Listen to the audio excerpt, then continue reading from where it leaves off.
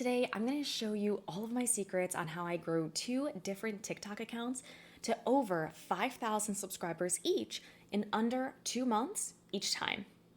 And they were both 100% faceless videos, and I spent $0 on boosting or ads. So 100% organic. No gatekeeping, no clickbait that doesn't deliver value because let's face it, there's enough of that out there, we all know. So this is everything that I actually learned along the way of what I did in order to grow these accounts.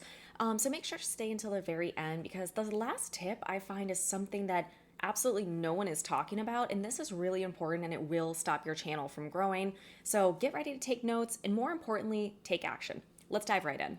So first of all, yes, the new account boost is very much real on TikTok, so take advantage of it.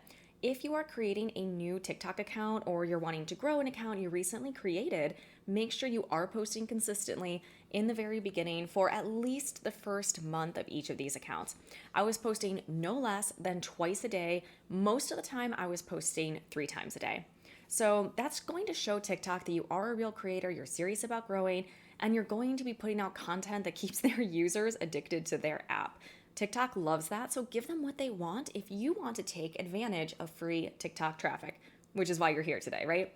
So have a general idea of what kind of videos you want to post, ideally before you even create the account, but if you already did, no worries, you can still apply these tips. But have an idea of what you want to post and what you want to say in those videos.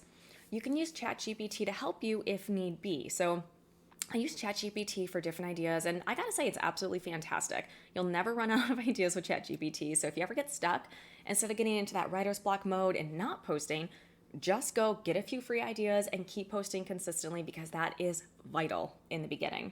All right, second, and this is something that's gonna be a little bit controversial. Do not use stock footage. I see people teaching this incorrectly all the time. They're encouraging people to use stock footage. Don't do that.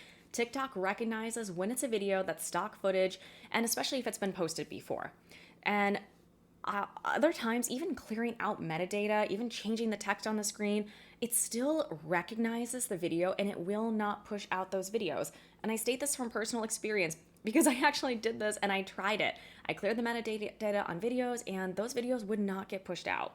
So at the very beginning of my journey, I watched a video that suggested, you download these videos that already went viral, just change the sound or change the text on the screen a little bit, switch up the video, like in just those little ways, and you'll go viral. It's guaranteed because it already went viral. Guys, that doesn't actually work. TikTok does not like that. So anytime you can use your own original videos or get different snippets of different videos and just spend a little time editing them together to make it more original, that's what you're going to need to do if you need to use those kind of images. So that way TikTok won't suppress your videos due to it being repeated content. So for my videos, I take videos of different things I either find around my house or, walking around. My channels are 100% faceless though. I've never once shown my face on my channel, so don't feel like you have to put your face out there if it's something you're truly uncomfortable with. Obviously, I choose not to. That's for personal reasons. If you want to go for it, great, because there is a theory that has been tested and people's faces do tend to perform exceptionally well on TikTok. So there's definitely an advantage there. But again, I grew 2 different accounts, over 5,000 followers each time in under 2 months, and they were 100% faceless channels. So yes, it can be done. All right, let's keep going. Tip number 3, ask for the engagement you want. So if you want them to follow, tell them to follow. If you want them to comment, tell them to comment. Tell them specifically what you want from them. Don't ask them to do more than one action. People are going to be really unlikely to do more than one action because you're kind of giving them a choice. You're giving them too much of a to-do list, right? Think of it from your perspective or from a viewer's perspective, or you being a viewer, I should say. If someone gives you a list of things to do, you probably already feel like you have a million things to do. And instead of doing any of those things, you're going to do nothing and move on to the next video that doesn't put that kind of pressure on you, right? So what you want to do is stick with your ideal action. So I know it's going to be very tempting to tell people to follow, especially early in the beginning when your goal is those first 1,000 followers, right? So I find in my experience, what I actually did is it's better to get people to comment and the follow kind of naturally happened. So for example, in all my videos, I tell them to comment if they're going to apply the advice I gave them or if that advice resonates with them. So I know it can be really tempting to say like, comment, share, follow, all that good stuff because you want all that action to happen. But the sharing will happen if you provide content that is shareable. So For example, if it's a positive message, that's something people are going to want to share with other people. Just the other week, my dad sent me an inspirational quote, and it was something that resonated with both of us. So he shared that because it was shareable content. It was something that related to him. He felt like it was something he knew that with my mindset, I would be interested in. So just keep in mind, if you want to encourage that for a certain post, go for it, but only ask for that one action.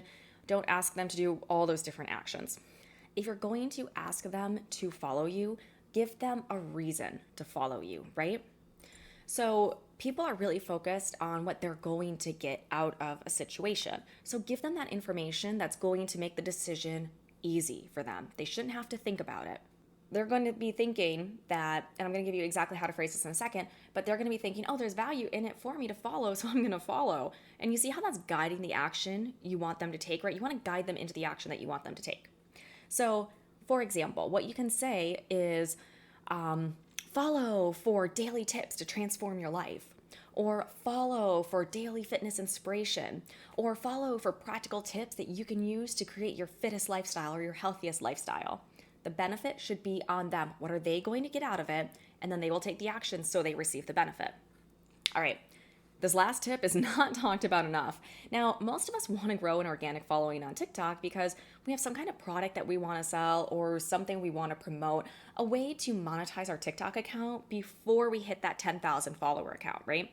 So one of the biggest mistakes I see with this is people saying link in bio. Now, there shouldn't be anything wrong with this.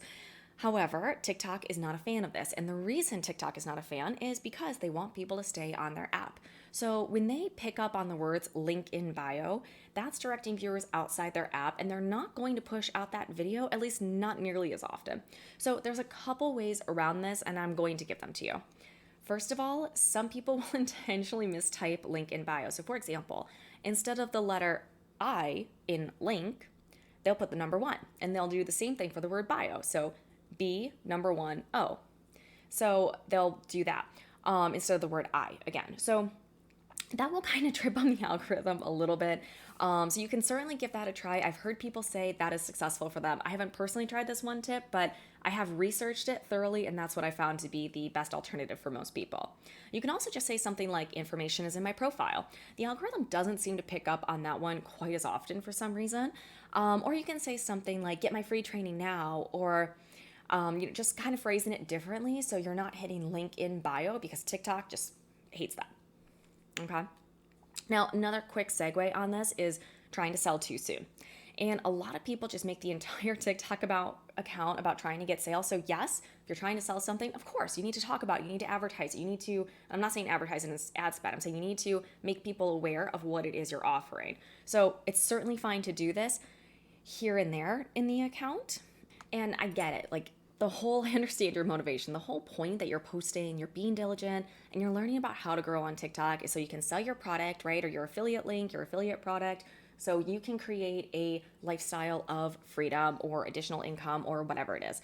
But you want to make sure that you're providing value. So you don't just in every single post want to say essentially buy my product, right? You want to actually give information they can use, something they can take action on now or be motivated by now. So provide some kind of value. That's what's going to get them to share your content, like your content, comment, and follow you. If they're getting consistent value, they're going to want to follow, right? So just don't spam every single post of like, link in bio for this great, product, link in bio, link in bio, link in bio. Every single post shouldn't be that. So just provide value too. Sell, but provide value. All right, and that's it. That is everything you need to know in order to grow on TikTok. If you did find this information valuable, which I truly hope you did, please give this video a thumbs up. It does help me in the algorithm, so it does allow me to take the time where I can to trial and error all sorts of different types of accounts and strategies so I can save you time by testing them out myself. And then sharing what actually works, what's really true, and busting all the myths so you can grow your accounts.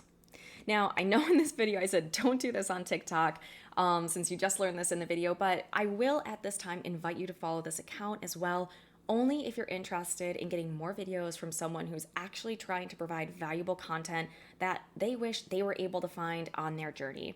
So instead of having to do all the trial and error, my goal with this account is to strictly save you guys time by testing these things out myself, seeing what works, and then sharing that information, because that's just what lights me up. I've actually had a dream of doing this kind of thing for a very long time, and I myself am now taking action on it. So if you're interested in that, feel free to subscribe as well. And I do have videos on how to grow all sorts of different types of accounts. So I've grown Instagram accounts, I've grown Facebook accounts, gained a lot of followers on different types of platforms, including YouTube. I have another faceless YouTube account that is also over 1,000 subscribers, and I did that in a month. So if you guys are interested on how I did all that and providing that free information, not trying to sell you a course, make sure to follow. Thanks. Have a good one.